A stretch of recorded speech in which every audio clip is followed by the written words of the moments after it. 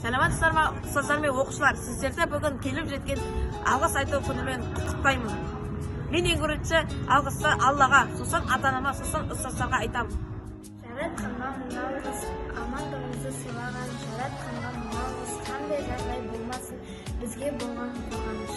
Мен өзімнің алғысымды бірінші болып 12 жыл мәпелеп өсірген ата-анама, ал екінші маған тәлім беріп, ақылды қылып өсірген ұстаздарыма мың алғыс. Бүгінгі келіп жеткен бірінші наурыз алғыс айту күні құтты болсын. Мен мектептің барша ұстаздарына рахмет айтқым келеді.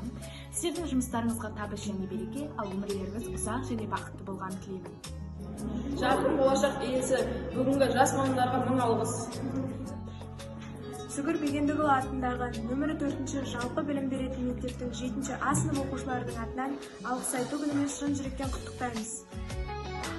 Мен Сүгір Бегендіұлы атындағы нөмір 4-ші жалпы білім беретін 7-ші А сынып оқушысы Әбілбай Рақымжан осы тілекті айта отырып, әуелі Аллаға және де осы өмірге әкелген ата-анама, білім тәрбие берген ұстаздарыма, Үзімгүл апаймен және де Бақтыгүл апайыма мың алғыс.